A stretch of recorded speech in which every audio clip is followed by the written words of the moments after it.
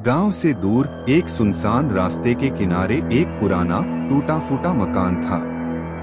लोगों का मानना था कि उस मकान में भूतों का बसेरा है। कोई भी इंसान वहां रात को नहीं जाता था। गांव वालों का कहना था कि जो भी उस मकान में गया वह या तो पागल होकर लौटा या फिर कभी वापस ही नहीं आया। पर रवि एक ऐसा युवक था जिसे भूत प्रेत जैसी बातों पर यकीन नहीं था।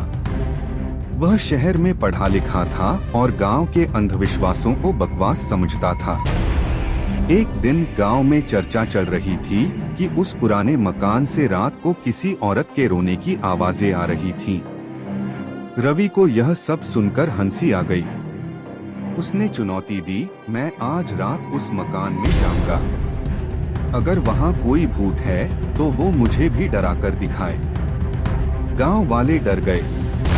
किसी ने रवि को रोकने की कोशिश की पर वह नहीं माना। रात 12 बजे एक टॉर्च, मोबाइल और एक छोटी कुल्हाड़ी लेकर वह अकेले उस मकान की ओर निकल पड़ा। रात का सन्नाटा, रास्ता घना और अंधेरा था। दूर दूर तक कोई इंसान नजर नहीं आ रहा था। झिंगुरों की आवाज और कभी कभी उल्लू की चीख उस सन्नाटे को और भयानक बना रही थी। रवि का दिल थोड़ा डर रहा था, लेकिन वह अपने डर को नजरअंदाज कर रहा था। जब वह मकान के पास पहुंचा तो देखा कि दरवाजा अपने आप खुला हुआ था। वह भीतर गया।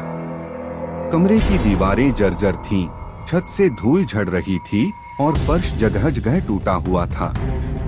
वह टॉर्च की रोशनी में चारों ओर देखने लगा। तभी उसे एक कमरे के अंदर से किसी के सिसकने की आवाज आई। रवि धीरे धीरे उस कमरे की ओर बढ़ा। दरवाजा धीरे धीरे खुद ब खुद खुला और सामने एक बूढ़ी औरत जमीन पर बैठी रो रही थी। उसका चेहरा झुर्रियों से भरा था, बाल बिखरे हुए और आंखें गहरी काली। रवि ने पूछा, आप कौन हैं? यहाँ अकेली क्या कर रही हैं? औरत ने कुछ नहीं कहा, बस उसकी ओर देखती रही। फिर अचानक जोर से चीखी और गायब हो गई।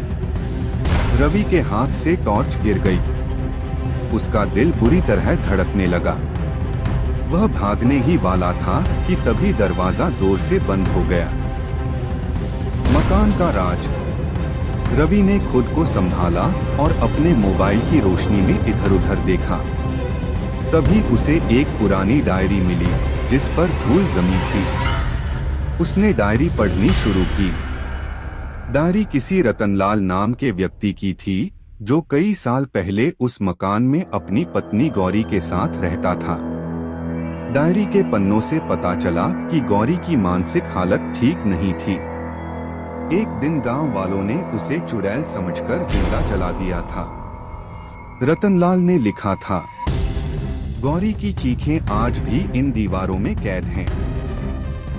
वो वापस आएगी, वो सबको माफ नहीं करेगी। रवि की रूह कांप गई। तभी उसे फिर वही सिसकने की आवाज सुनाई दी। सच या भ्रम? रवि कमरे से बाहर निकला और देखा कि पूरा मकान जैसे बदल गया है। दीवारें चमकने लगी थीं, फर्श साफ था और एक कोना पूरी तरह सजाया हुआ था। एक औरत सफेद साड़ी में उसके सामने खड़ी थी, वही जो पहले रो रही थी। उसने धीरे से कहा, मैं चुड़ैल नहीं थी, उन्होंने मुझे जला दिया। रवि बोला, मुझे माफ कीजिए, मैं आपकी मदद करना चाहता हूँ। औरत मुस्कुराई, पर उसकी मुस्कान डरावनी थी। उसका चेहरा अचानक जलने लगा, उसकी आंखों से खून टपकने लगा और फिर वह हवा में गायब हो गई। भागने की कोशिश। रवि डर के मारे दरवाजे की ओर भागा, पर हर दरवाजा बंद था। वह चिल्लाया, कोई है? मुझे बाहर जाने दो। तभी पीछे से किसी ने उसके कंधे पर हाथ रखा। वह पलटा, कोई नहीं था। अचानक पूरे मकान में औरतों के चीखने की आवाजें आने लगी, जैसे कई आत्माएं उसे घेरने लगी हों। रवि बेहोश हो गया। सुबह का सच। सुबह गांव वाले उसे मकान के सामने बेहोश पाए। उसकी आंखें खुली थीं, पर वह कुछ बोल नहीं रहा था। वह बस लगातार बुदबुदा रहा था, वो चुड़ैल नहीं थी, वो चुड़ैल नहीं थी। उसके बाद रवि कभी सामान्य नहीं हो पाया। उसे मानसिक अस्पताल में भर्ती करवा दिया गया। गांव वालों ने उस मकान के पास जाना हमेशा के लिए छोड़ दिया। अंतिम रहस्य।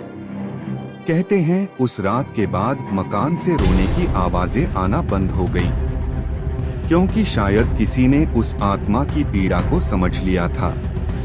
पर एक सवाल अब भी बाकी है, क्या वो आत्मा सच में भटक रही थी या रवि का भ्रम था?